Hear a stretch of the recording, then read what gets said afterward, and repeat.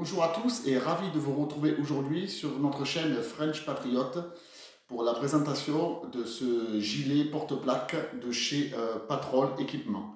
Je vous avais déjà fait une présentation d'un gilet de chez Yakeda et aujourd'hui donc je vais vous présenter ce nouveau modèle. Donc la référence exacte, c'est une housse de gilet pare-balles modèle Red et de la marque Patrol Équipement, acheté chez Vet Sécurité en ligne. J'ai rajouté dessus, comme on peut le voir, deux pochettes molles. Donc un modèle ici plutôt grand format, qui modèle aussi de chez Vet Sécurité, qui est un brandy. Je reviendrai un petit peu après dessus. Et ici, un modèle un peu plus petit format, qui est une modèle de chez Pentagon. Au niveau de la présentation générale, et avant de vraiment rentrer dans le détail, donc juste pour faire un petit rappel du gilet pare-balles ou de la housse de gilet pare-balles ou du porte-plaque, parce que beaucoup de personnes me disent comment ça se fait, c'est un peu court, on voit le ventre, et ainsi de suite. Il y a deux raisons. La première, c'est que ici, le dégagement qui est au niveau du ventre, qui se situe ici, elle est nécessaire pour quand on manœuvre au niveau des jambes ou quand on se baisse, effectivement, pour pas que la plaque vienne poinçonner le ventre. Et la deuxième raison est que la zone à protéger est la zone supérieure du torse, c'est-à-dire au niveau de la ligne des clavicules ici, au niveau cœur, poumon, aorte et le haut du système ici de la cage thoracique. Le bas, entre guillemets, si on peut dire, c'est que des tuyaux, et donc c'est pas bien grave, ou c'est moins grave que si on touche le haut. Voilà, donc c'est un compromis entre la capacité à bouger et la zone à protéger. La deuxième chose aussi, et ce qui n'est pas le cas sur le montage que j'ai fait aujourd'hui, mais c'est que le gilet doit être porté au plus près possible du corps. Donc là, on voit que ici, là, c'est pas le cas parce qu'effectivement, là, il bouge. Pourquoi? Parce que ce gilet, je le porte sur une tenue, donc sur une veste, donc il est réglé pour la veste. Et quand il est en configuration été, je le serre au maximum ici et ici, voilà, pour qu'il soit, encore une fois, au plus près du corps. Deux raisons pour ça. La première, elle est uniquement balistique, c'est-à-dire que la protection balistique est la plus efficace quand la plaque touche le corps. Et la deuxième, elle est liée surtout à l'activité airsoft ou intervention professionnelle. C'est que si le gilet il n'est pas bien fixé sur le corps, quand on court, voilà, ça fait à peu près ça. Donc autant vous dire que l'efficacité, le confort, ça ne sert pas à grand chose. Ce gilet, donc, comme je l'ai dit, c'est ce qu'on appelle une housse de gilet pare-balles. C'est-à-dire que dedans, on peut glisser des plaques rigides ou souples, administratives ou pas. Celui-ci, il a au niveau des réglages, il a des réglages ici au niveau des épaules. Donc il a un système de velcro pour pouvoir régler, donc des deux côtés. Quand je l'ouvrirai tout à l'heure, on verra comment c'est fait dedans. Donc un réglage velcro ici. Et il a un réglage ici latéral. Donc comme je le disais tout à l'heure, ici il est réglé large parce qu'il est porté sur une veste, mais après l'été, on peut le serrer ici. Au niveau de la taille choisie, c'est très simple. Si vous avez des plaques administratives, quand vous le commandez sur Vet Sécurité, la taille du gilet correspond exactement à la taille des plaques GK ou des autres plaques administratives. Donc par rapport à ça, il n'y a pas de souci à se faire. On glisse juste ces plaques à l'intérieur. Au niveau donc de la présentation, donc voilà, ici une fermeture éclair. Je vais de suite montrer comment c'est fait, puisqu'effectivement, on voit bien ici, la plaque en fait est ici. Ça, c'est juste un rabat qu'on met dessus. La plaque est ici et la plaque, donc ça je ne peux pas l'enlever. Et la plaque est bien ici. Voilà, la plaque est comme ça. Et à l'intérieur ici, là, on glisse la plaque administrative avant et idem dans le dos. Voilà. Et l'énorme avantage, donc si on prend un petit peu de recul, l'énorme avantage de ce gilet, c'est ceci. C'est qu'en fait, au niveau du confort, ça s'enfile et ça s'enlève comme une veste. Voilà. Donc effectivement, on va en profiter pour faire un petit détail à l'arrière. Donc tout l'arrière est équipé de passants molle. Ici, tout est équipé de passants molle. Ici, il y a un scratch au bandeau d'identification. Donc 100% compatible des bandeaux administratifs. Et ici, une poignée d'extraction, comme sur le Yakeda. Poignée d'extraction, soit homme blessé, soit effectivement pour des progressions en colonne, pour que le collègue puisse s'accrocher. Voilà. Donc voilà, au niveau de l'intérieur, je refais voir l'intérieur, comment c'est foutu. Voilà, donc ça se glisse effectivement comme une veste. Voilà. Au niveau du confort, on voit que tout est moussé. Et donc en port quotidien, toute la journée, c'est très très très confortable puisque finalement, soit en été, soit en hiver, au niveau transpiration, confort, choc, c'est très très plaisant à porter. Donc au niveau de la vie générale de ce gilet, bon, ce qui est intéressant au niveau de la solidité, c'est la solidité de la fermeture éclair. Ici, donc c'est vraiment un modèle très très solide.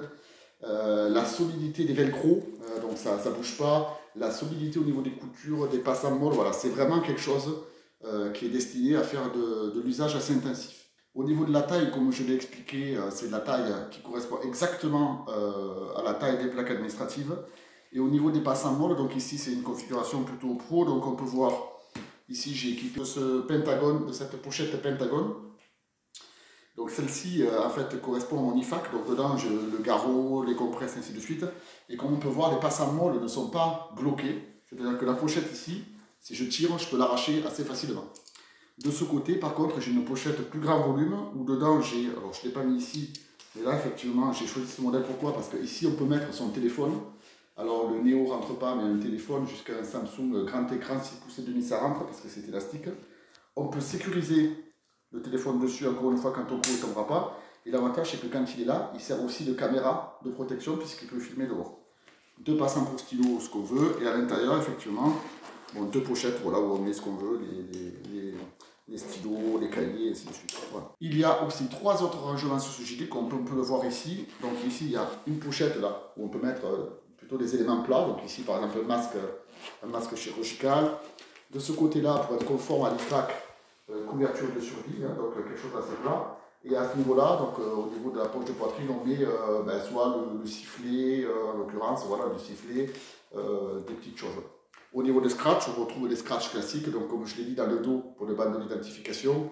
Et sur l'avant, ici, on peut mettre donc, les bandes d'identification, les grades, les groupes sanguins. Enfin, il y a tout ce qu'il faut pour un usage professionnel ou airsoft, mais les deux vont très bien. Voilà. Qu'est-ce que je peux dire de plus sur ce gilet? Les avantages, j'y reviens. Il est très facile à mettre et à enlever, de par sa conception fermeture éclair. Il est très fonctionnel et il est 100% compatible des administrations, puisque c'est aussi un modèle qui peut être en dotation. Les plaques administratives rentrent dedans et au niveau de l'agencement, on trouve tout ce qu'il faut. Alors c'est sûr, on n'est pas équipé comme un porte-avions, mais si on est police ou gendarmerie, le but c'est pas non plus de partir pour 3 jours de mission sur le terrain. C'est largement suffisant pour faire une journée fonctionnelle. Petite précision aussi au niveau du port d'armes. Effectivement, quand on a le holster de ce côté, bon, déjà un petit conseil ici, il ne faut pas mettre des poches kangourou qui empêchent de bouger son bras.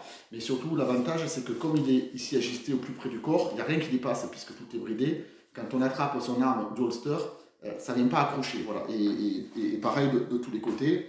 Et le dernier gros avantage effectivement de cette housse de gilet pare-balles, c'est son côté confortable. Donc été comme hiver, on ne transpire pas dedans, c'est moussé, donc c'est confortable, il n'y a aucun souci. Au niveau des inconvénients, c'est sûr, il y en a certains. Le premier, il n'est pas facile à régler. Par exemple, si on doit changer d'une tenue légère à une tenue épaisse, donc chaud-froid, c'est compliqué parce qu'il faut venir régler toutes ces lanières ici. L'avantage, c'est quand c'est réglé, ça ne bouge pas. Par contre, effectivement, chaque fois que vous changez de tenue épaisse et pas épaisse, il faut venir régler ici pour que ça soit au plus près du corps. Peut-être s'il y avait eu quelque chose un peu plus type élastique ou un peu plus velcro, ça aurait peut-être été plus simple. Le deuxième inconvénient, et c'est lié à la conception du gilet, c'est que du fait qu'on ait cette fermeture éclair ici, on n'a aucun passant molle sur cette partie-là, c'est normal puisque c'est ce qui vient s'ouvrir. Et donc au niveau des poches, on voit qu'on est vite limité puisqu'on met deux poches ici, on peut mettre les choses un petit peu sur les épaules ici, et ainsi de suite, mais ça s'arrête là. En fait, on ne peut pas venir s'équiper ici. Bon, dans le dos, on ne s'équipe pas trop non plus, parce que finalement, ça accroche sur les sièges, ça tape dans les fauteuils, et ainsi de suite, donc c'est pas terrible. Donc au niveau des emplacements molles, c'est moins fourni qu'un gilet qui s'enfile par la tête. Et le dernier petit détail, et ça c'est pour l'avoir vécu sur le terrain, c'est qu'au niveau des passants molles sur les épaules, en fait, ils descendent pas trop bas. Vous voyez, il n'y en a pas trop, il n'y en a que deux. Donc ici, par exemple, j'ai mis la lampe. Mais si je veux mettre un porte-radio ou quelque chose comme ça, je suis embêté. Je ne peux pas mettre mon porte-radio ici parce que j'ai plus de place. Et je ne peux pas le mettre non plus ici parce que là, c'est des sangles. Donc ici, là, voilà, j'ai plus de passant molle ici. Et donc, si j'ai un porte-radio à mettre, je suis un petit peu embêté. C'était au niveau des inconvénients. Avis général, et pour terminer là-dessus, et la comparaison, si je compare par rapport au Yakeda, bon, ce gilet-là, il est typiquement plus orienté pour les forces de l'ordre qui vont faire des missions type police-secours parce qu'on peut l'enlever, le remettre assez facilement quand on monte dans la voiture, quand on est au commissariat, ainsi de suite. Beaucoup plus simple à mettre et à enlever, voilà. Il est très confortable quand on est en véhicule, puisque comme je le disais tout à l'heure, il est bien ajusté sur le corps. Si jamais on s'assoit, on peut desserrer ici, hop, et on peut forcément se donner plus de place. Alors que quand on a quelque chose qui est un fil autour du cou, c'est un peu plus compliqué. L'autre différence aussi fondamentale par rapport à Yakeda, quand on l'enfile effectivement de par sa conception, si on a des lunettes, si on a un casque sur les oreilles, si on a quoi que ce soit, comme on enfile comme une veste, on ne vient pas arracher tout ce qu'on a autour de la tête. Et donc ça c'est très pratique. Si j'avais un seul et gros inconvénient à donner, c'est qu'effectivement au niveau des passes à molle, effectivement il y en a beaucoup moins que sur un gilet qui s'enfile sur la tête.